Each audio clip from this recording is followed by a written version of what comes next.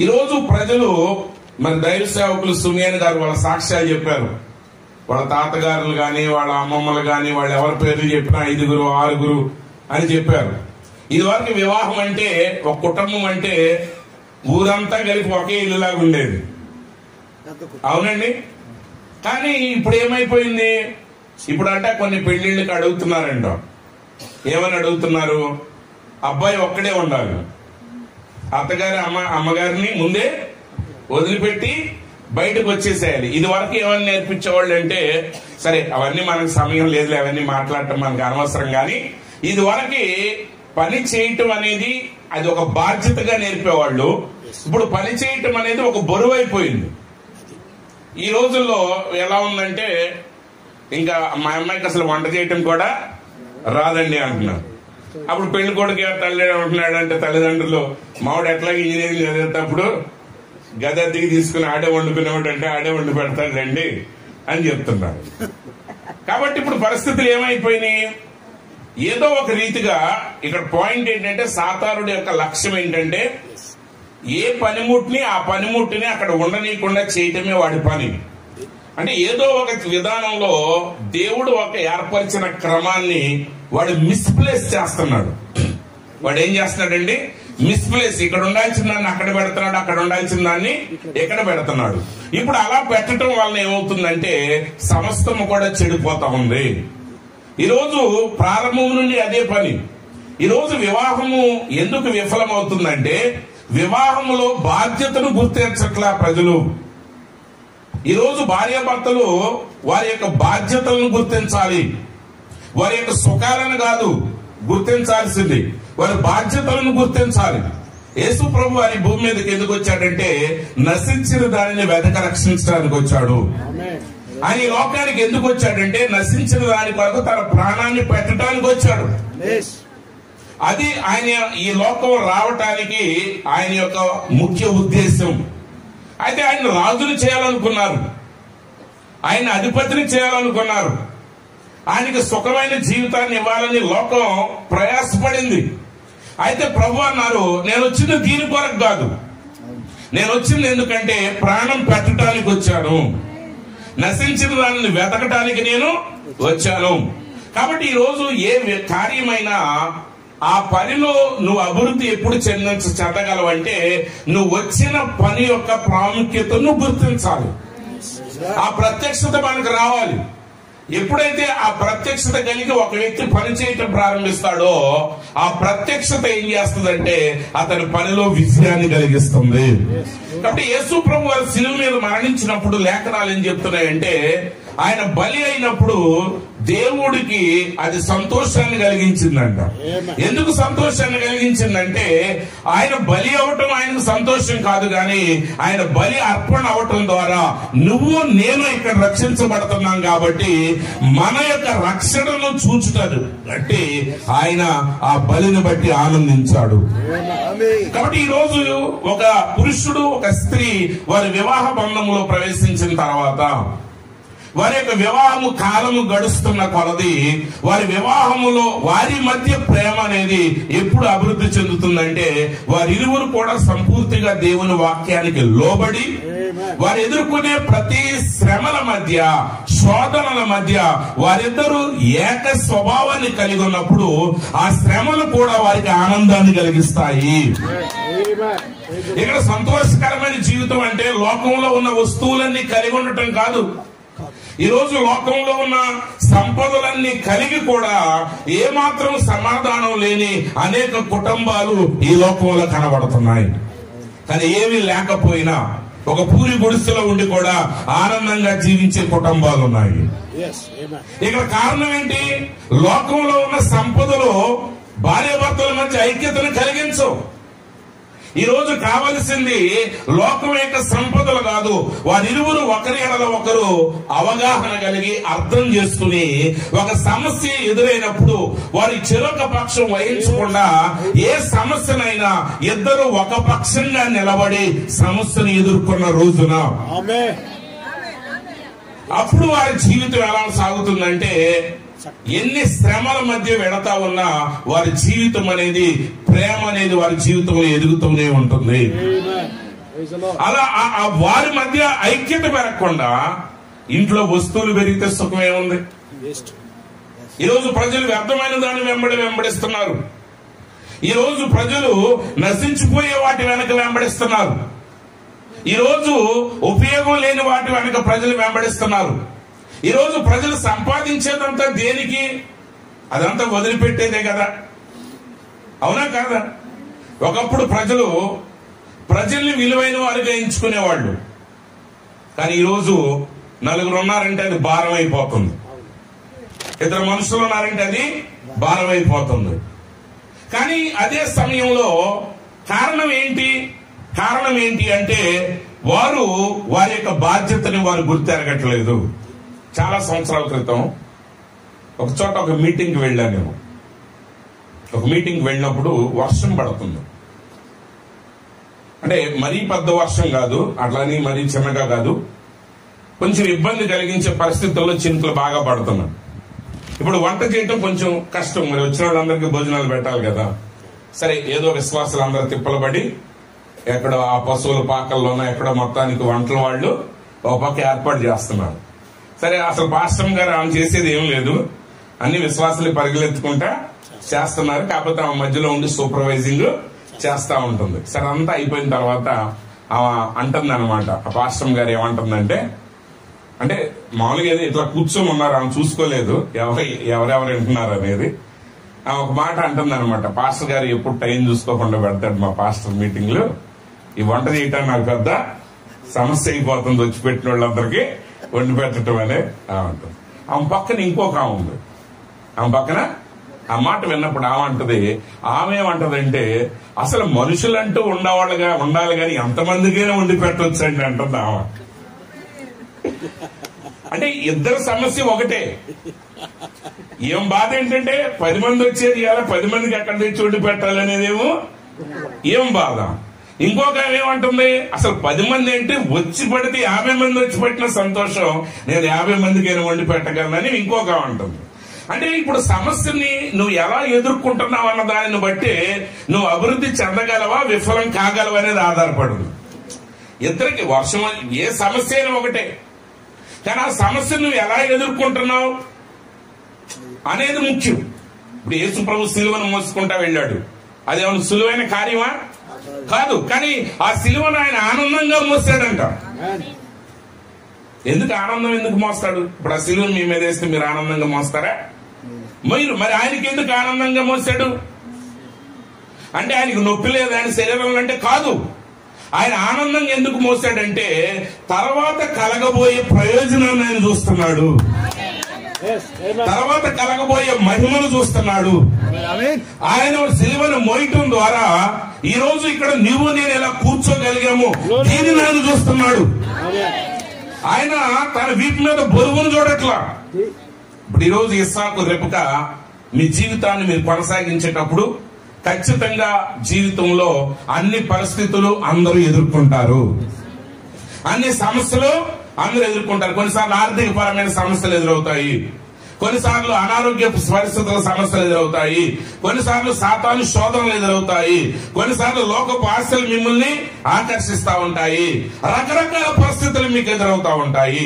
వాటన్నిటి మధ్య ప్రతి పరిస్థితి మధ్య మీరిద్దరు ఎంత ఐక్యత కలిగి ఉంటారు అనేది ముఖ్యమై ఉన్నది.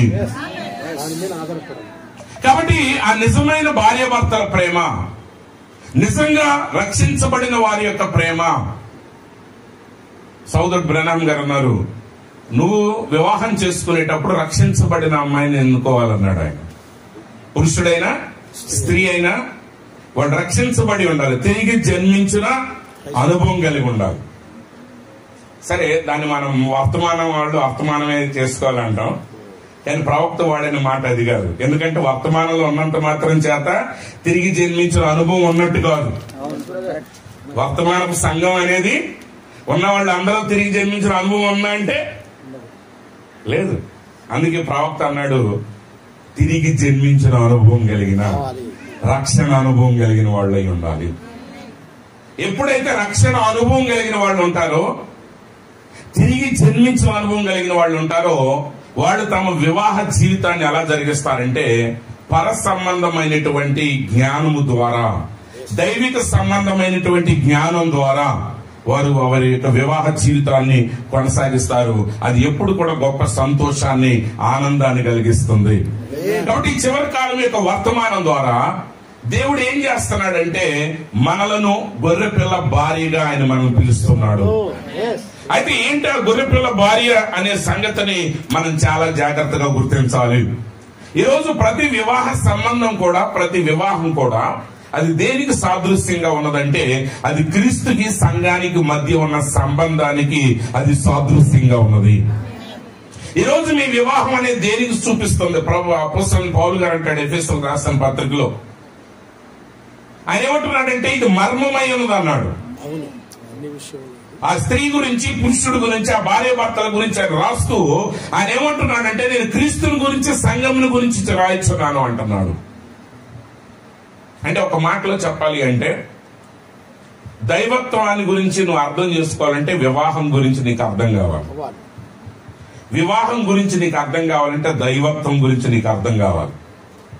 ఎందుకంటే ఈ రెండింటిని దేవుడు వివాహపు యొక్క మర్మాన్ని దైవత్వంలో పెట్టాడు, దైవత్వం యొక్క మర్మాన్ని ఆయన వివాహంలో పెట్టాడు.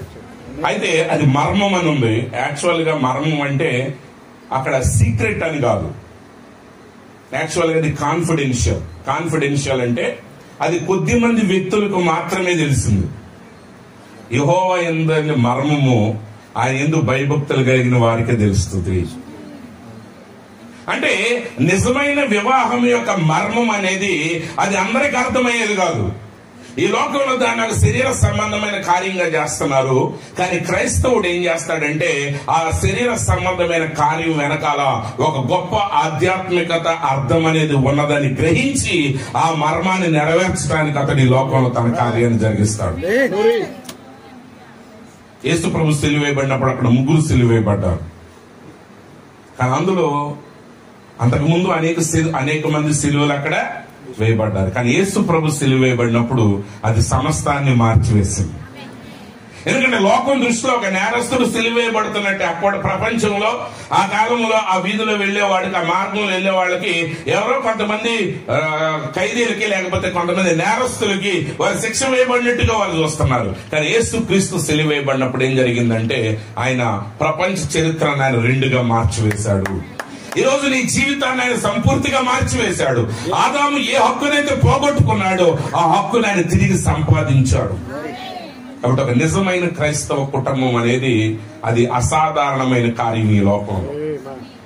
మీరు ఒకవేళ అది ఎంత సామాన్యంగానైనా కనబడవచ్చు, మీ యొక్క వివాహం అనేది, మీ యొక్క జీవితం అనేది ఈ లోకంలో గొప్ప జీవితంగా ఉండొచ్చు, ఘనహీనమైన జీవితంగా ఉండొచ్చు.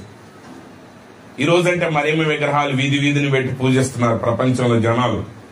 ఆయన ప్రవక్త అంటారు ఆ సిమియోను అనే వర్తమానంలో ఆ రోజు 8వ రోజున ఆ పొత్తిగుడ్డలతో ఆ చిన్న బిడ్డను తీసుకుని వస్తా ఉన్నప్పుడు మిగిలిన స్త్రీలందరూ కూడా ఆమెకు దూరంగా జరిగారంట. వాళ్ళందరూ అనుకుంటున్నారు, అమ్మో ఈమె చూసావా, ఇదిగా ఈ అమ్మాయి చూసావా, ఈ అమ్మాయి ఇంకా వివాహం కాకముందే ఆమె గర్భము దాల్చింది, ఆమె పాపాత్మురాలని ఆమెకు దూరంగా జరిగారు. కానీ ఏది ఏమైనా ఆ సామాన్యతలోనే దేవుడు అసాధారణమైన కార్యాన్ని, అసాధారణమైన బహుమానాన్ని, ఈ ప్రపంచం అంతా ఎన్నడూ చూడని ఒక గొప్ప బహుమానాన్ని ఆమె చుట్టుకుని అక్కడికి వచ్చింది. ఈరోజు మీ వివాహం కూడా, ఈరోజు శామ్యూయల్ రిబ్కా అనే వాళ్ళు ఈ ఊర్లో పేరు కలిగిన వాళ్ళు కాకపోవచ్చు, పేరు ఉన్నవాళ్ళు కాకపోవచ్చు, అవ్వచ్చు. మీరు ఏ స్థితిలో ఉన్నా మీరున్న స్థితిలో నిజమైన దైవ భక్తిని మీరు కలిగి వాక్యానుసారంగా మీరు జీవించడం మొదలు పెడితే ఖచ్చితంగా మీ వివాహం అనేది ఈ ప్రపంచానికి ఒక ఆశీర్వాదకరంగా ఉంటుంది. ఎల్లప్పుడూ కూడా గుర్తుపెట్టుకోండి, వెరీ సింపుల్. ఒక మంచి వివాహం సమాజానికి దీవెనకరంగా ఉంటుంది, ఒక చెడ్డ వివాహం అనేది సమాజానికి శాపంగా ఉంటుంది. అందుకే భారతదేశంలో పెళ్లి అందరూ వస్తారు, ఎందుకంటే అది అందరి మీద ప్రభావాన్ని చూపిస్తుంది. దాని స్థాయిలో ఖచ్చితంగా ప్రపంచం మీద ఒక ప్రభావాన్ని చూపిస్తుంది. కాకపోతే అది చూపే వరకు మనకు అర్థం కాదు. ఆ రోజు మరియని తోసేశారు, తర్వాత అవసరం లేకపోయినా మరియమ్మ గారిని ఈ రోజు హెచ్చిస్తున్నారు. అది అనదర్ థింగ్. కానీ మీరు అనుకోవద్దు ఈ రోజున ఆమెకు వచ్చిన గౌరవం ఆ రోజున ఆమెకి ఉందని మీరు అనుకోవద్దు. ఉందా ఆమెకి ఆ రోజు గౌరవం? లేదు, సామాన్యురాలుగానే ఉంది. కానీ ఆ సామాన్యురాలుగా చేసే ఆ సామాన్యమైన పనిలోనే అసాధారణమైన చరిత్రను దేవుడు దాచిపెట్టాడు. కాబట్టి ఈ రోజు మీ వివాహ జీవితం అనేది అది కేవలం మీ 2 కుటుంబాలకు, మీ 2 వ్యక్తులకు సంబంధించిందే కాదు. దేవుని యొక్క చిత్తం ఈ భూమి మీద నెరవేర్చబడటానికి కూడా మీరు ఒక సాధనమై ఉన్నారు. మీరు అనుకోవచ్చు మీరు సామాన్యులు అండి అని. నేను మరలా చెప్తున్నాను, సామాన్యుల ద్వారా దేవుడు కార్యం చేస్తాడు, గొప్పవారి ద్వారా దేవుడు కార్యం చేస్తాడు. ప్రతి వ్యక్తి ద్వారా, ఆయనకు లోబడిన ప్రతి పాత్ర ద్వారా ఆయన కార్యాన్ని చేసే దేవుడై ఉన్నాడు. కాబట్టి ఇక్కడ ఉన్న మీరు అందరూ కూడా మీ జీవితాల్లో మీరున్న స్థితిలో దేవునికి మిమ్మల్ని మీరు సమర్పించుకోండి. మీరేదో ఒక ఎక్సెప్షనల్ గా, అంటే ఈరోజు ప్రపంచంలో ప్రజలు ఏంటంటే ఏదో ఒక ఘనమైన కార్యం జరగాలి, ఫినామినల్ గా జరగాలనుకుంటారు. ఇప్పుడు పెళ్లి అయింది అనుకోండి, ఆ పెళ్లి ఎంత పెద్దగా జరగాలి. ఇప్పుడు అంబానీ కొడుకు పెళ్లి జరిగింది, తర్వాత ఇంకెవరో గుప్తా గారంట సౌత్ ఆఫ్రికాలో ఆయన పెళ్లి జరిగింది. అవన్నీ ప్రపంచం కొన్ని నెలలు మాట్లాడుకున్నారు. అలా జరగాల్సిన అవసరం ఏమీ లేదు. ఎందుకంటే అలా ఎక్సెప్షనల్ గా జరిగి తెల్లారి విడాకుల కోర్టుకి వెళ్ళిన పెళ్లిళ్ళు ఎన్నో ఉన్నాయి. అవునండి. ఇప్పుడు ఆయన ఎవరో చార్లెస్ గారు ఉన్నారు, కింగ్ చార్లెస్ గారు. ఆయన వివాహం చాలా అద్భుతంగా జరిగిందండి. ఆ BBC వరల్డ్ మొత్తం ప్రపంచవ్యాప్తంగా బ్రాడ్కాస్ట్ చేశారు. ఎంత ఘనంగా జరిగిందో అంత హీనంగా ప్రపంచం అంతా వాళ్ళ గురించి చెప్పుకున్నారు. కారణం ఏంటంటే వాళ్ళిద్దరి మధ్య ఐక్యత లేదు. కానీ నిజమైన ఐక్యత ఎవరి మధ్య ఉండాలంటే నిజమైన ప్రతి భార్య భర్తలో మీరు గమనించాలి. ఎందుకంటే మీ జీవితం అనేది పరలోకాన్ని భూమి మీద ప్రభావాన్ని చూపిస్తుంది. మీ జీవితం అనేది ఖచ్చితంగా పరలోకాన్ని ప్రభావితం చేస్తుంది. మీ జీవితం అనేది ఖచ్చితంగా భూమి మీద ఒక శాపంగానో ఒక ఆశీర్వాదకరంగానో మీ జీవితం ఉంటుంది. మీరు సరిగా ఉంటే మీ జీవితం లోకాన్ని దీవిస్తుంది. మీ జీవితం సరిగా లేకపోతే ఆ లోకం మీదకి అది ఒక శాపాన్ని తీసుకుని వస్తుంది. కాబట్టి ప్రతి వివాహము ప్రాముఖ్యమైనదే. కాబట్టి ఈరోజు భార్య భర్తల మధ్య ఒక మంచి హృదయ హృదయంగా ఆ ప్రేమ అనేది కలిపి ఉన్నారు. ఒక చిన్న వాక్యాన్ని నేను చెప్తాను వినండి. ఇక్కడ ద్వితీయోపదేశకాండం 2వ దినవృత్తాంతాల గ్రంథం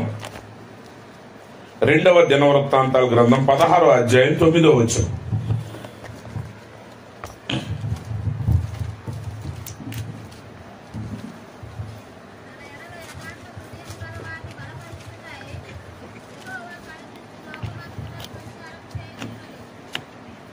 ఎస్, సరే చూడండి. తన ఎడల యథార్థ హృదయము గల వారిని బలపరచుటకై యెహోవా కనుదృష్టి లోకమందంతటా సంచారము చేయుచున్నది.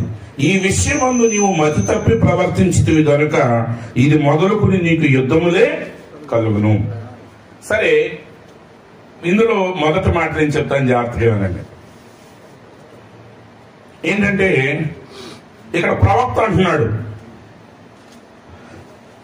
యూదారాజు అయిన హనాతో ఆసా దగ్గరకు వచ్చిన ప్రవక్త ఏమంటున్నాడంటే, ఈ విషయమై నువ్వు మతి తప్పి ప్రవర్తించితివి గనుక ఇక నుంచి నీకేం కలుగుతాయండి?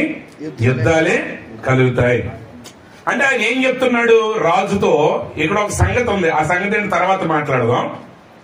ఆయన ఏమంటున్నాడంటే, నీకు ఒక సంగతిని దేవుడు పెట్టాడు, ఆ సంగతి విషయంలో నువ్వు మతి తప్పి ప్రవర్తించావు.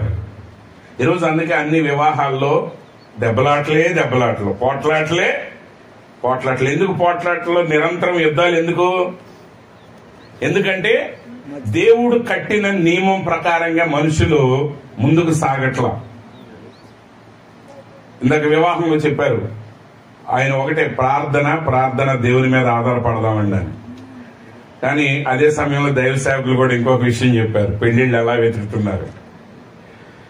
ఒక ఆయన చెప్తాడు, ఓ పాస్టర్ గారు, ఆయన ఏమంటాడంటే, ఒక అబ్బాయి ప్రార్థన చేస్తాడంట, ప్రభువా నువ్వు ఏ అమ్మాయిని చూపిస్తే నేను ఆ అమ్మాయినే చేసుకుంటాను ప్రభువా, నువ్వు చెప్పిన అమ్మాయిని నేను చేసుకుంటాను, నువ్వు తప్పకుండా మాత్రం మా 2 వీధుల అవతల ఉన్నా వీధిలో ఉన్నా పలానా ఇంట్లో ఉన్న అమ్మాయిని మాత్రమే చెప్పు నువ్వు, కానీ నువ్వు చెప్పిన అమ్మాయిని నేను చేసుకుంటాను. అది చెప్పారు కదా పాస్టర్ గారు, ఆయన్ని కండిషన్స్ ఎదుగుతుంటే 29, 39, 39, 49, 59, 79 అయిపోతుంది. ఎందుకని వెతికే విషయంలోనే పొరపాటు అయిపోతుంది. దేవుడు క్రమం పెట్టాడు. ఆ క్రమం ఎప్పుడైతే నువ్వు మతి తప్పి, అంటే నువ్వు చెప్పిన పని దేవుడు చెప్పినట్టుగా నువ్వు చేయట్లేదో, అక్కడి నుంచి నీకు అన్ని యుద్ధాలే. సరే, అసలు మన పాయింట్ అది కాదు, ముందు పాయింట్ చూద్దాం. ముందు పాయింట్ ఏమంటున్నాడంటే 16వ అధ్యాయం 9వ వచనం ఏం చెప్తుందంటే, తన ఎడల యథార్థ హృదయం గల వారిని బలపరచుటకై యెహోవా కనుదృష్టి లోకమందంతటా సంచారం చేస్తున్నది. కాబట్టి తన ఎడల యథార్థమైన హృదయం గల వారిని బలపరచాలని దేవుడు చూస్తున్నాడు. అంటే ఈ రోజు నువ్వు ఏం కలిగి ఉండాలి? దేవుని ఎదుట యథార్థమైన హృదయాన్ని కలిగి ఉండాలి. అయితే నిజానికి తెలుగు తర్జుమా కంప్లీట్ గా దాని మీనింగ్ ఎగ్గరగొట్టేసింది. తెలుగు తర్జుమాలో దాని మీనింగ్ మొత్తం వెళ్ళిపోయింది. ఇంగ్లీష్ బైబిల్ ఏం చెప్తుందో చూద్దాం. For the eyes of the lord run to and fro throughout the whole earth. ఇక్కడ ఏమని చెప్తుందంటే, దేవుని యొక్క కనులు లేదా ప్రభు యొక్క కనులు ప్రపంచమంతా అటు ఇటు తిరుగుతున్నాయి. అంటే వెతుకుతున్నాడు, ఆయన తిరుగుతున్నాడు, ఆయన కనులు చూస్తున్నాడు, ఇటు చూస్తున్నాడు, ఇటు చూస్తున్నాడు, మళ్ళీ అటు చూస్తున్నాడు, ఇటు చూస్తున్నాడు, ప్రపంచం అంతటినీ చూస్తున్నాడు. ఎందుకు చూస్తున్నాడు? To show himself strong in the behalf of them whose heart is perfect toward him. అంటే ఎవరి హృదయం అయితే ఆయన వైపు యథార్థంగా ఉన్నదో, జాగ్రత్తగా వినాలి. ఎందుకు వెతుకుతున్నాడు దేవుడు అంటే, ఎవరి హృదయం అయితే తన ఎదుట యథార్థంగా ఉన్నదో వారి పక్షముగా తనను తాను బలవంతుడని చూపించుకోవడానికి, నిన్ను బలపరచడానికని తెలుగులో ఉంది. తన ఎడలో యథార్థమైన హృదయం కలిగిన వారిని బలపరచటం తెలుగులో ఉంది. కానీ ఇంగ్లీష్ లో ఏముందంటే, తన ఎడల యథార్థమైన హృదయం కలిగిన వారి పక్షంగా తనను తాను బలవంతుడిగా చూపించుకోవడానికి. అంటే దేవుడు ఎప్పుడు తన బలవంతుడని చూపించుకోగలడంటే, ఎవరి హృదయం అయితే ఆయన ఎదుట యథార్థంగా ఉంటుందో. అంటే ఈ రోజు కృపానిధిలో దేవుడు తనను తాను బలవంతుడని చూపించుకోవాలంటే, కృపానిధి యొక్క హృదయం దేవుని ఎదుట యథార్థంగా ఉండాలి. అంటే ఈ రోజు భార్య భర్తలు ఒకరి ఎడల ఒకరు మొదటిగా యథార్థమైన హృదయం కలిగి ఉండాలి. యథార్థమైన హృదయం ఎందుకు? నిన్ను బలపరచుకోవటానికి కాదు. దేవుడు తన బలాన్ని నీ పక్షంగా చూపించుకోవాలి. ఈరోజు ఆయన తన భార్యను ఎందుకు ఎన్నుకుంటున్నాడు? ఈరోజు భార్య వచ్చింది, భర్త వచ్చారు, నాకేం ఇచ్చారు, నాకేం తెచ్చారు, నాకు పేరు వచ్చిందా లేదా, ఇదే సరిపోతుంది. భార్య గారిని భర్తను పొగుడుద్దు, భర్త భార్యను పొగడదు. పొగిడే దగ్గర ఏదైనా తేడా వచ్చిందా సాయంత్రానికి యుద్ధం జరుగుతుంది. జరుగుతా జరగదా? ఇప్పుడు విధేయత లేదు అసలు. ఇప్పుడు ఎవరికి వాళ్ళు ఏంటంటే, నా మాట నెగ్గాలి. ఇప్పుడు ఏం నెగ్గాలి? నా మాట నెగ్గాలి. ఇప్పుడు 1 year పిల్లల్ని తీసుకెళ్లిపోతున్నారు తల్లిదండ్రులు. బాబు బుజ్జిగా నీకు ఏం డ్రెస్ కావాలంటే ఆడు ఏ ఎడు చూపెడితే అంటే, అదే ఒకప్పుడు అంట ఏకంగా పిల్లల్ని తీసుకొచ్చి రే చేసుకోరంటే చేసుకునేవాళ్ళు అంట. ఒక పాస్టర్ గారు చెప్తాడు, ఆయన నాన్నగారు అంటే ఫోన్ చేశాడంట, రేపు ఇంటికి రారా అన్నాడంట. ఆయన అప్పటికే పెద్ద ఉద్యోగం చేస్తున్నాడు. ఆయన ఇంటికి వచ్చేసాడంట. ఇంటికి వచ్చేసిన తర్వాత ఏంటి నానంటే, నీ పెళ్లి రా అన్నాడంట. వాడు దిగిన గంటకే పెళ్లి చేసేసాడండి. మరి బట్టలెట్టు కుట్టించారంటే, అతని ఆయన యొక్క ఆది వాళ్ళ తమ్ముడాది ఒకటేనంట. వాళ్ళ తమ్ముడాదిని పెట్టి బట్టలు కుట్టించేశాడు. ఇప్పుడు జరుగుద్దా పెళ్లిళ్ళు? జరగదు. ఎందుకంటే వాళ్ళు సెలెక్ట్ చేసుకున్న వాళ్ళకి నచ్చట్ల పెళ్ళైన తర్వాత. ఒక ఇంటర్వ్యూ చదివాను, 13 ఏళ్ళు ప్రేమించారంట. ఎన్నేళ్ళండి? 13 సంవత్సరాలు ప్రేమించి పెళ్లి చేసుకున్నారంట. 8వ నెలలో విడాకులు తీసుకున్నారంట. అంటే 13 ఏళ్ళు తిరిగినా వాళ్ళకి అర్థం కాలేదు.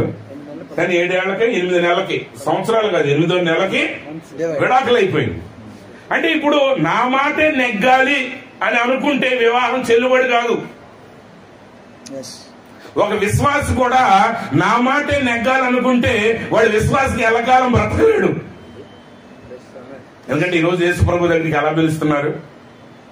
అమ్మా మీకు అప్పుల బాధల్లో ఉన్నారా? ప్రభు దగ్గరికి రండి. మీకు రోగాలా? ప్రభు దగ్గరికి రండి. కోర్టు కేసులతో బాధపడుతున్నారా? ప్రభు దగ్గరికి రండి. అసలు ఆ ప్రభు భూమి మీదకి వచ్చినప్పుడు అన్నాడు, ఎవడైనా నన్ను వెంబడించగోరిన ఎడల తనను తాను తృణీకరించుకుని తన సిలువను ఎత్తుకుని నన్ను వెంబడించాలన్నాడు. అసలు వానర్ గారేమో అలా పిలుస్తుంటే ఈ నకిలీ సేవకులందరూ బయలుదేరి కోర్టు కేసుల, రోగాల, దెబ్బల, ఇబ్బందుల అంటే ఎలా నిలబడతారు? అసలు ఆయన పిలిచాడు, నన్ను వెంబడించాలంటే నిన్ను తృణీకరించుకోవాలి. ఈరోజు నిజంగా దేవుని మహిమ అనేది నీ జీవితంలో కనబడాలంటే నేను అనే స్వభావాన్ని పక్కన పెట్టి నా మహిమ కాదు ప్రభువా నీ మహిమని చెప్పగలగాలి. యేసు ప్రభు అన్నారు, నా చిత్తము కాదు తండ్రి నీ చిత్తమే నెరవేరునుగాక. శరీరధారి అయిన తర్వాత లోక పాపములను ఆ గిన్నెను పానం చేయటం ఆయనకే కష్టమైంది.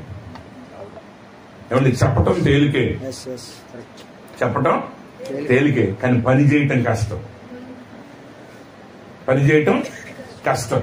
ఇప్పుడు ప్రభు మీ అందరిని దీవించరు కాక అని చెప్పేయటం ఈజీ.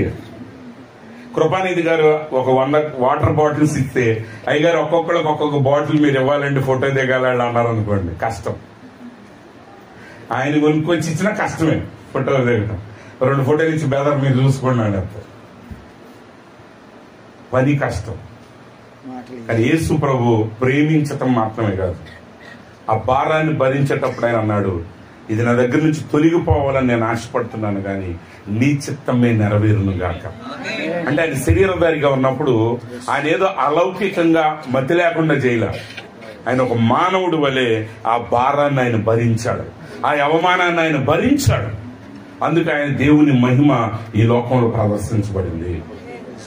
ఈరోజు నిజంగా నీ హృదయం దేవుని ఎదుట యథార్థంగా ఉంటే అప్పుడే ఆయన తన మహిమను నీ ద్వారా ప్రదర్శించుకోగలడు. ఈరోజు ప్రతి భార్య తన భర్త ఎడుల అలాంటి లోబడే స్వభావాన్ని కలిగి ఉన్నారు. అయితే మీరు వెంటనే ప్రశ్నిస్తారు, నాకు తెలుసు, మీరు వెంటనే కామెంట్ చేస్తారు. ఎందుకంటే ఈరోజు చెప్పాలంటే నిజంగా అనేక మంది పురుషులు వాక్యానికి అనుగుణమైన జీవితాన్ని జీవించట్లేదు. అవునండి, అందువల్ల దీన్ని మార్చాల్సి వస్తుంది. కానీ నిజంగా మీరు గమనించండి, రక్షించబడిన 2 వ్యక్తులు వివాహ వ్యవస్థలను ప్రవేశించినప్పుడు నిజంగా కంప్లీట్ గా వాక్యానికి లోబడగా దైవ సేవకులు చెప్పారు.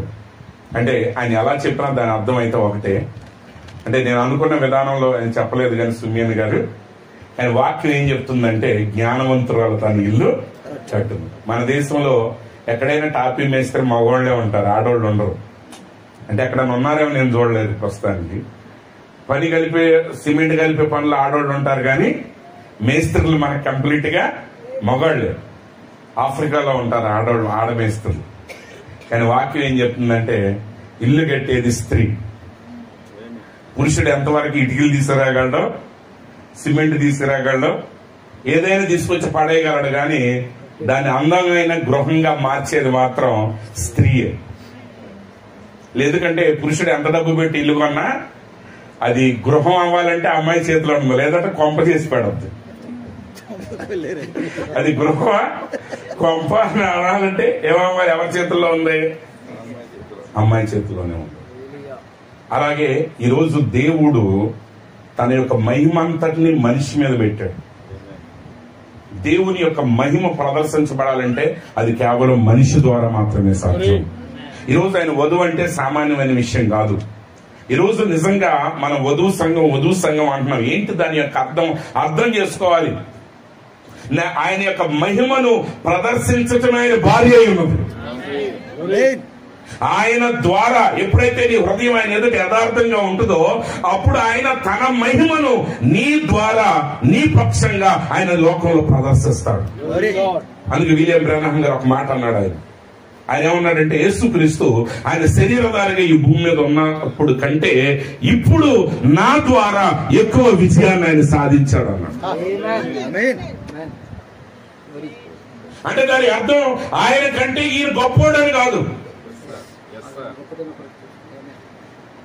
మీరు అర్థం చేసుకోవాలి ఆ మాటని. ఆయన ఎప్పుడైతే తనను తాను ఆయనకి సంపూర్తిగా సమర్పించుకోగలిగాడో, సంపూర్తిగా ఆయనకు లోపరుచుకోగలిగాడో, అప్పుడు యేసు ఆయన శరీరాన్ని ఉపయోగించుకుని గొప్ప కార్యాలు చేయగలిగాడు. ఈరోజు ఎన్నో దెబ్బలాట్లు, ఎన్నో సందేహాలు వస్తున్నాయి. వాటన్నిటి గురించి నేను ఎత్తటం ముఖ్యం కాదు. కానీ ఒకసారి అంటున్నారు, మన పెళ్లి అయిపోయింది, మనం వెళ్ళేది ఎక్కడికి? హనీమూన్ కి. కరెక్టే. అసలు హనీమూన్ కి పెళ్లి అయిందా, సర్టిఫికెట్లు ఎన్ని ఉంటాయి? అసలు పెళ్లి అంటే అర్థం ఏంటో నీకు తెలుసా? ముందు నిజంగా వివాహం అంటే అర్థం ఏంటో నీకు తెలుసా? నిజమైన వివాహం అంటే అర్థం ఏంటంటే ఐక్యత. మీకు విషయం తెలుసా? వివాహం ఎప్పుడు కూడా మర్మయుక్తమైంది. ఎందుకంటే మ్యారేజ్ అనేది బహిరంగ ప్రదర్శన కాదు. ద ఒరిజినల్ మ్యారేజ్ అనేది ఆ భార్యాభర్తలిద్దరి మధ్య సంబంధించింది. అది మిగతాదంతా వివాహ ఉత్సవం. మీరు అటెండ్ అయ్యేది వివాహ ఉత్సవానికి, వివాహానికి కాదు. ఎందుకంటే marriage is always a mystery.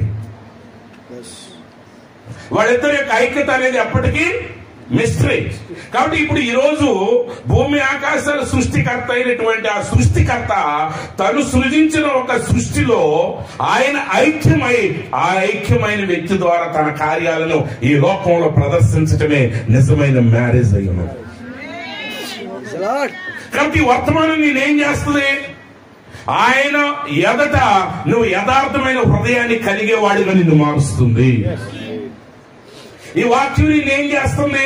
ఈ వాక్యం నేనేం చేస్తుందంటే ఆయన వధువుగా నువ్వు మారేటట్టు చేస్తుంది. ఆయన వధువుగా నువ్వు మారటం అంటే అర్థం ఏంటంటే నీలోనికి ఆయన దిగి వచ్చి నీ ద్వారా ఆయన మరలా ఈ లోకంలో తనను తాను ప్రదర్శించుకోవటానికి.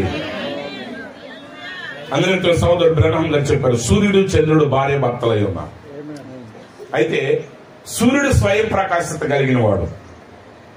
సూర్యుడు స్వయం ప్రకాశత కలిగిన వాడు అంటే తనంతటకు తాను ఆయనలో వెలుగుంది సూర్యుడిలో.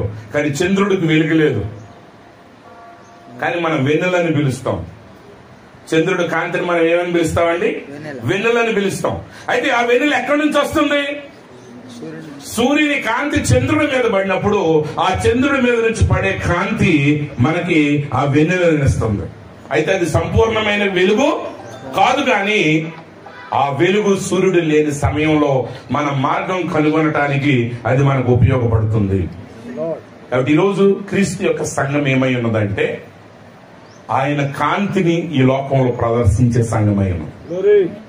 అయితే వాక్యం ఇంకా లోతులకు వెళ్ళినప్పుడు ఏం చెప్తుందంటే నిజంగా చంద్రుడు కాంతి సూర్యుడు కాంతికి సమానం కాదు. కానీ నిజంగా ఆయన వధువు పరిపూర్ణంగా ఆయనకు లోబడినప్పుడు 7 దినముల సూర్యుడి కాంతి వంటి కాంతి ఈ చంద్రుడిలో నుంచే బయటకు వస్తుంది, సంఘంలో నుంచి. హల్లెలూయా. ఆ రోజు వెన్నెలంటే సాధారణ కాంతి కాదు వచ్చేది. నిజంగా వధువు ఆయనకు సంపూర్తిగా లోబడినప్పుడు, ఆయన సంపూర్తిగా సంఘాన్ని నింపినప్పుడు ఆయన ద్వారా 7 దినముల కాంతి ఆ చంద్రుడి ద్వారా బయటకు వస్తుంది. అంటే ఆయన వధువు ద్వారా బయటకు వస్తుంది. కాబట్టి ఈరోజు ప్రతి భార్య భర్త మీరిరువురు కూడా 2 భాగాలు కాదు, ఒకే భాగం అని మీరు గుర్తించాలి. మానవుడు దేవుడు వేరువేరు కాదు. మనలో ఉన్న ఆ భాగము దేవునిలో ఎల్లప్పుడూ భాగంగా ఉన్నది. ఆయనలో నుంచి మనం వచ్చాం కాబట్టి మనలను ఆయన వెతుకుతూ వచ్చాడు. ఎందుకంటే మనం లేకపోతే ఆయన పరిపూర్ణుడు కాదు. మనం లేకపోతే ఆయన పరిపూర్ణుడివి కాదు. ఈరోజు భార్య భర్తలు ఇద్దరు కూడా నిజంగా మీరు గుర్తించాల్సింది ఏంటంటే మీరిరువురు కూడా ఒకరు లేకుండా ఒకరు పరిపూర్ణులు కారు. మీరు వేరు కాదు. నిజంగా అంటే నేను ఏమాత్రం అరమరికలు లేకుండానే మాట్లాడుతున్నాను.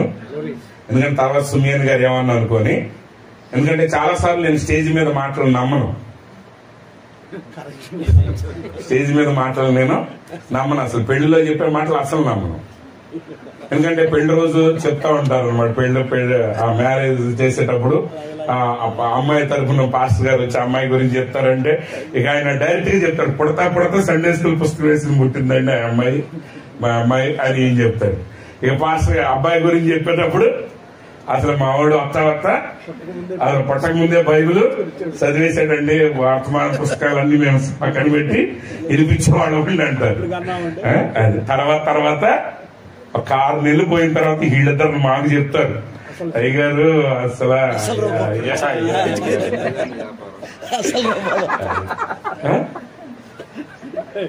అది సరే. ఏది ఏమైనా ఒకటి గుర్తుపెట్టుకోండి, ఇంగ్లీష్ లో ఒక మాట ఉంది, ఫెమిలియారిటీ బ్రీడ్స్ కంటెంప్లెంట్ అనే ఒక మాట ఉంది. అంటే అర్థం ఏంటంటే చనువు పెరిగే కొలది సులకన పెరుగుతుంది. అంటే దాని అసలు మీనింగ్ అది కాదు, మీకు అర్థం కావడానికి మార్చారనమాట దాన్ని. అంటే పరిచయం పెరిగిన కొలది తిరుగుబాటు స్వభావం పెరుగుతుంది జనరల్ గా. అంటే ఫస్ట్ అసలు అప్పుడు న్యూజిలాండ్ నుంచి పాస్టర్ జాషువా గారు వస్తున్నారు అని మీరు ఎప్పుడు నా ఫోటో చూడలేదు, నన్ను చూడలేదు అనుకోండి. అసలు ఇట్లా కారులో నుంచి అట్లా అయ్యగారు దిగ్గానే ఇక నాదేండ్ల మొత్తం ఒక ఊగిపోద్ది అనమాట. అయ్యగారు రాగానే అసలు కూర్చోటం. ఇక అట్లా ప్రతి ఆదివారం వస్తున్నాను అనుకోండి,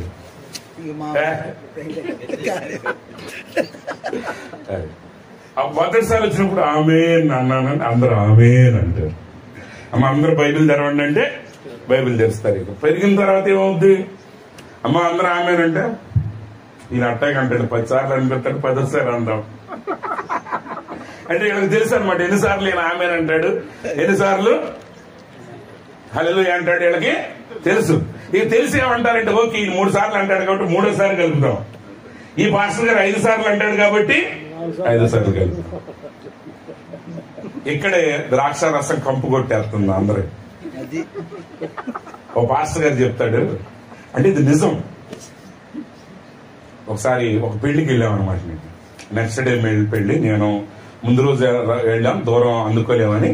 నాతో పాటు ఇంకో పెద్ద అయ్యగారు ఉన్నారు.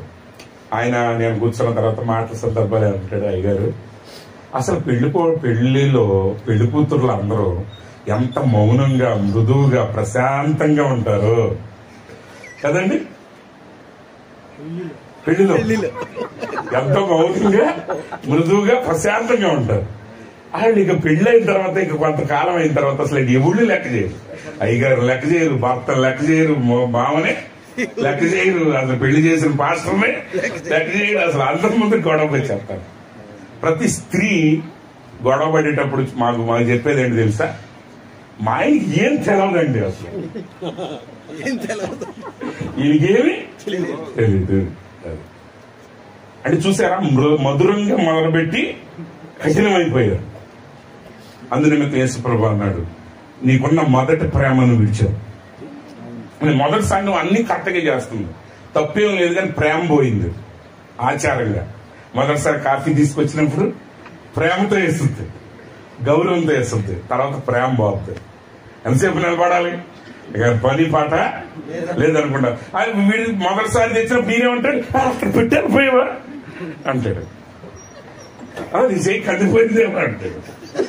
ఇప్పుడు ఏమంటాడు, ఏ పని చేస్తున్నాడు, పట్టుకుని నిలబడు అని ఈయన అంటాడు. అంతేనా? ఏమైపోతుంది, విశ్వాసం కూడా అలాగే వెళ్ళిపోతుంది. విశ్వాసం కూడా అట్లాగే మొదట ప్రభువు నమ్మినప్పుడు ఉన్న విశ్వాసం తర్వాత ఆ ప్రేమ ఉండదు. ఆచారాలు ఉంటాయి, పద్ధతులు ఉంటాయి, క్రియలు ఉండొచ్చు, కానీ ఏముండదు, ఆ ప్రేమ ఉండదు. ఆ మాధుర్యత బదులు ఏమవుతుంది, కాఠిన్యం పెరిగిపోతా ఉంటుంది. కానీ నిజమైన భార్య భర్తల మధ్య ఏమవ్వాలంటే ఆ ప్రేమ అనేది ఎప్పుడు ఉండాలి. అలా కాపాడుకోగలిగితేనే. యాక్చువల్ గా బైబిల్లో ఎఫెసీ పత్రిక ఏం చెప్తుందంటే, భార్యలు తమ భర్తల ఎడల భయం కలిగి ఉండినట్లు చూచుకోనవలేనను. యాక్చువల్ గా అక్కడ భయం కాదు, గౌరవం, రెవరెన్స్. ఆ రెవరెన్స్ కాపాడుకోవాలి. అంటే ఆ అమ్మాయి నిన్ను చూస్తే ఎప్పుడు కూడా నువ్వు ఒక పూజ్యుడిగా కనబడేటట్టు నువ్వు ఉండాలి. ఎందుకంటే ఏమవుతుంది, కలిసి ప్రయాణించిన కొలది ఒకరి బలహీనతలు ఒకరికి తెలుస్తుంది. ముందు బలహీనత తెలీదు, ఎందుకంటే మొత్తం ఆకారం పౌడర్లు కొట్టి తీసుకొచ్చి పెడతారు అక్కడ. అవునా? ఒక చోటకి నేను వెళ్ళాను. ఒక చోట నేను వెళ్ళినప్పుడు ఒక పాస్టర్ గారు నాకు ఏం చేశారంటే, అంటే ప్రసంగం అయిపోయిన తర్వాత భోజనాలు జరుగుతుంది. భోజనాలు జరిగేటప్పుడు ఒక పాస్టర్ గారు ఒక అమ్మాయిని, స్పెషల్ గా చిన్న పిల్లని ఆ పిల్లని పిలిపించి, వేరే వాళ్ళు వడ్డిస్తున్నా సరే ఆ పిల్లని నాకు పిలిపించి ఆ పిల్లతో నాకు వడ్డన చేపించారు. చేపించిన తర్వాత అంటున్నారు, ఈ పిల్ల ఎవరో మీకు తెలుసా అన్నాడు. నేను అన్నాను, ఆ పిల్లని ఎప్పుడు నేను చూడలేదు, నాకు తెలియట్లేదండి అన్నా. లేదు, ఒకసారి గుర్తు తెచ్చుకోండి ఈ పిల్ల ఎవరో అన్నాడు. అయితే ఆ పిల్లని చూస్తున్న కొలది కొన్ని పోలికలు కనపడుతున్నాయి కానీ రంగు అసలు మ్యాచ్ కావట్లా. నాకు తెలిసిన కుటుంబం వాళ్ళందరూ ఎర్రగా ఉంటారు, మామూలు పండిపోయిన బంగిన పిల్లలాగా. ఈ అమ్మాయి ఆఫ్రికా అమ్మాయి లాగా ఉంది, కానీ పోలికలు చూస్తే ఆడయ్యారు. సరే ఎప్పుడుకో ఆలోచించాను, అయ్యగారు పోలికలు అర్థమవుతుంది కానీ రంగు మాత్రం కంప్లీట్ గా నన్ను గందరగోళ పరుస్తుందండి, అందుకే నేను ఎవరో చెప్పలేకపోతుందండి. అప్పుడు చెప్పుకొచ్చాడు అనమాట. వీళ్ళ నాన్న సంబంధానికి వచ్చిన రోజంట మొత్తం తెల్ల బట్టలు వేసుకుని వచ్చాడంట. తెల్ల ప్యాంటు, తెల్ల షర్టు, తెల్ల బూట్లు వేసుకుని వచ్చాడంట. మనిషి మాత్రం నల్లగా ఉంటాడు, కంప్లీట్ నల్లగా. ముఖానికి ఎట్టగొట్టాడు గాని ఆ రోజు తెలుపు అనుకున్నామండి. పిల్లల్ని ఓకే చేసాం. పెళ్లి అయిన తర్వాత తెలిసింది మనోడు నలుపు. అయితే ఒక విషయం ఏంటంటే, మనోడు నలుపు అయినా తెల్లటి బట్టల కంటే తెల్లని మనసు కలిగి ఉన్నాడు. అది గ్రేట్, నిలబెట్టింది ఆ ఫ్యామిలీ. అంటే ఇక్కడ సమస్య ఎందుకు నేను ఈ మాట చెప్తున్నానంటే, మీరు చూసినట్టే ఎప్పుడు ఉండదు, ఎప్పుడు అలాగే ఉండరు. ఇప్పుడు ఎయిర్టెల్ ఫోన్ చేశారనుకోండి, హలో మీరు ఎయిర్టెల్ ఫోన్ చేసినందుకు థ్యాంక్స్ అండి అంటారు. మరి నిజంగా అలా చెప్పేవాడిని పెళ్లి చేసుకున్నప్పుడు పెద్దానికి థ్యాంక్స్ చెప్తాడు అనుకుంటే కుదరదు. అది వృత్తి ధర్మం. మనిషి ఎప్పుడు ఒకే రకంగా ఉండలేడు. ఉండగలడా? ఉండలేడు. కానీ ఆ బలహీనతల సమయంలో కూడా నువ్వు ఆ వ్యక్తిని గౌరవించగలగాలి. ఆమె నిజమైన భార్య. గౌరవాన్ని బట్టి అందరూ గౌరవిస్తారు, కానీ బలహీనతలు వచ్చినప్పుడు కూడా ఇతడు నా భర్త అని నువ్వు ఆ భర్తను బట్టి గౌరవించగలగాలి. ఒకవేళ నీ భార్యలో కొన్ని బలహీనతలు వచ్చినా, కొన్ని ఇబ్బందులు వచ్చినా, ఆ అమ్మాయిలో నువ్వు పొరపాట్లు గమనిస్తున్నా సరే, ఆమె నీ భార్య కాబట్టి క్రీస్తు తన సంఘం కొరకు తన ప్రాణాన్ని పెట్టి ఆమెను పరిపూర్ణం చేసినట్టుగా ఆమెను పరిపూర్ణతలోనికి రావటానికి నువ్వు కూడా ఒక సాధనంగా మారాలి. భార్య భర్తలు అంటే ఇద్దరు పరిపూర్ణుల యొక్క కలయిక కాదు, ఇద్దరు అసంపూర్ణుల యొక్క కలయిక. ఆ అసంపూర్ణతే వారిని పరిపూర్ణం చేస్తుంది. ఈ లోకంలో పేరు ప్రఖ్యాతులు కలిగిన వాళ్ళందరిలో కూడా కొన్ని బలహీనతలు ఉన్నాయి, కొన్ని ఇబ్బందులు ఉన్నాయి. బ్రహ్నాం గారు ఉన్నారు, మరి ఆయన కుమార్తె పుట్టిన తర్వాత 1 year అసలు ఇంటికి రావడానికే కుదరలేదంట. మరి ఇప్పుడు ఆయన భార్య గొడవ పెట్టుకుంటే, యాక్చువల్ గా మన దేశంలో పెద్ద లెక్క కాదు కానీ అమెరికాలో అది పెద్ద ప్రాబ్లం. అది అందుకే చాలా మంది అమెరికన్స్ మీరు చూస్తారా, ఎక్కడికి వెళ్ళినా భార్యని వెంటబెట్టి తిరుగుతూ ఉంటారు. వాళ్ళు ప్రెసిడెంట్లైనా, క్రీడాకారులైనా, ప్రీచర్స్ అయినా, ఎవడైనా సరే. మరి అలా పెట్టుకు తిరగటానికి బ్రహ్నాం గారు కుదురుద్దా అంటే కుదరదు. కానీ ఆయన చేసే పనిని బట్టి ఆయనకు ఆమె గౌరవం ఇవ్వగలిగింది. తర్వాత బ్రహ్నాం గారు ఏమన్నారు, ఇంకొక మాట చెప్తారనండి. ఏమన్నారంటే, నాకొచ్చే గౌరవం అంతటికి మూల కారణం నా భార్య. ఈ ప్రపంచంలో నేను చేసిన పరిచర్య అంతటికి నాకు ఎవరైనా గౌరవం ఇవ్వాలనుకుంటే ఆ గౌరవం నాకు కాదు, నా భార్యకి చెందాలంటే. అంటే దీని అర్థం ఏంటంటే, భార్య పనిచేయక్కర్లా. ఈరోజు సమస్య ఏంటంటే, వాక్యాన్ని మీరు మిస్ప్లేస్ చేస్తున్నారు కాబట్టి లోకం దాన్ని మిస్ప్లేస్ చేయడానికి అవకాశం ఇచ్చింది. ఇప్పుడు ఈరోజు స్త్రీ బయటికి ఎందుకు వెళ్లాల్సి వస్తుందంటే వెరీ సింపుల్. ఆర్థిక అవసరతల గురించి వెళ్ళే వాళ్ళని పక్కన పెట్టండి, నేను దాని గురించి మాట్లాడట్లేదు. ఈరోజు చాలా విషయాల్లో పురుషుడు ఏం చేస్తాడంటే, భార్యకి ఏ అవసరత వచ్చినా తీర్చట్లేదు.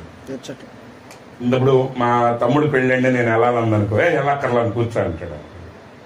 ఎందుకంటే ఆమె సంపాదించేది ఏముంది? అదే ఈయన తమ్ముడు మ్యారేజ్కి ఎంత ఖర్చు అయినా పెడతాడు. అంటే ఇప్పుడు ఆమె ఏం చేయాలి? నేను సొంతగా ఖర్చు పెట్టుకోవాలంటే నేను డబ్బుని సంపాదించాలనుకుంటాను. కానీ ఇక్కడ విషయం ఏంటంటే, ఇంటిలో జరిగే ప్రతిదీ ఇద్దరికి సర్వ హక్కులు ఉంటాయి. అది వాక్యం చెప్తుంది. జీవం అనే కృపా వరములోనే ఆమె పాలిభాగస్తురాలు. దేవుడు అబ్రహాముకు వాగ్దానం చేశాడు, నీ కుమారుణ్ణి ఇస్తాను. ఇప్పుడు అబ్రహాం గారు ఏమంటున్నాడు? ఒక్కడే వెళ్తున్నాడు, ఏది నా కుమారుడు అని. ఆయన ఏమంటాడు, కుమారుని ఇవ్వాలంటే నువ్వు ఒక్కడు కొట్టేటట్టుగా శారా కూడా రావాలి. అర్థమైందా? ఆయన అంటాడు ఒకరోజు ఆఖరిని ఎంటబెట్టిపోయాడు. ఎవరైతే ఇచ్చేది నాకేగా, నీకు కాదు ఇచ్చేది, నేను నీకిస్తానంటే అర్థం ఏంటంటే నీకు శారా గెలిపిస్తాడని. కుమారుడే కాదు, ఏ వాగ్దానం నెరవేరాలన్నా వాళ్ళిద్దరు కలిసి ఉంటే. ఈరోజు దేవుడు మరి ఇంత చెప్పారు, నీ సంతానం తమ శత్రు గవిని స్వాధీనం చేస్తుంది. ఆ వాగ్దానం రెబెకాది కాదు, ఆ వాగ్దానం ఇస్సాకుది. ఇస్సాకుని బలి ఇచ్చినప్పుడు దేవుడు ఇచ్చిన వాగ్దానం అది ఇస్సాకు కొరకు. కానీ ఇప్పుడు ఇస్సాకులోనికి స్వీకరణ పొందటానికి రెబెకా వెళ్తుంది కాబట్టి ఆ వాగ్దానం ఆమెకు కూడా చెందింది. ఈరోజు యేసుక్రీస్తుకు చెందిన ప్రతి వాగ్దానం సంఘానికి చెందింది. ఈరోజు దేవుడి లోకంలో ఏది కనపరచాలని మీరు అనుకుంటున్నారో దాన్ని కనబరిచేది ఆయన భార్యే, అంటే నువ్వే. ఆయన యొక్క మహిమను ప్రదర్శించేది మనమే, ఆయన యొక్క శక్తిని ప్రదర్శించేది మనమే. అందునిమిత్తమే యోహాను పత్రికలో అంటాడు, ఇప్పుడు ఆయన ఎలా ఉన్నాడో మనకు తెలియదు కానీ ఆయన కలిసినప్పుడు మనం ఎలా ఉండబోతున్నాం మనకు తెలియదు కానీ ఒకటి మాత్రం నిజం, ఆయన ఉన్న రీతిగా మనం ఉండబోతున్నాం. ఆయన వలే మనం ఉంటాం. యేసు ప్రభుని మనం కలుసుకున్నప్పుడు ఆయన మనం ఒకే రకంగా ఉంటాం.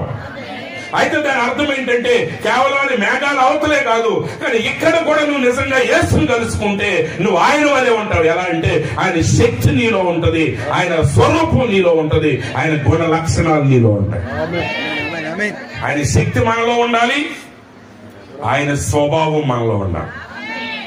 ఆయన యొక్క శక్తి అనేది భూమి మీద కనబడేటువంటి సహజాతీతమైన కార్యాలు అయితే ఆ ప్రేమ అనేది ఆ నిజమైన అగాపే, ఆ ప్రేమ మనలో ఉండాలి. ఎంతగా ఉండాలంటే ఆయన ఒక పాపిని ఎలా ప్రేమించగలిగాడో నువ్వు ఒక పాపిని ఆయన వలె ప్రేమించగలగాలి. ఏ విషయంలోనైనా ప్రభావము స్వభావము రెండు నీలో ఉండాలి. అప్పుడు నువ్వు ఆయన వలె ఉంటావు.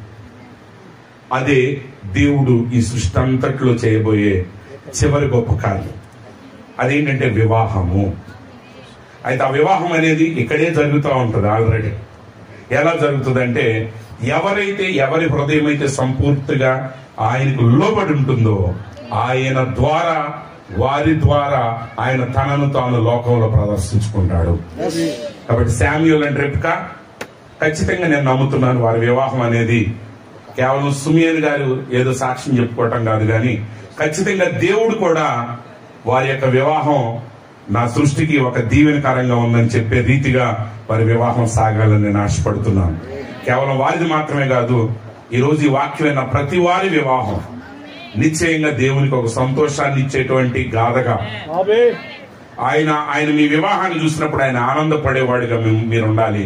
అలాగే మీ వివాహం అనేది ఈ సృష్టినే దీవించే వివాహంగా మీరు ఉండాలని నేను ఆశిస్తూ ఈ మాటలు నేను ముగిస్తున్నాను. ఆ నిత్యమైన ఆ యొక్క ప్రభువును మనం కలుసుకునే వరకే ఆయన వాక్యంతో మీరు సదా ముందుకు సాగిపోదురుగాక. Amen, amen. God bless you.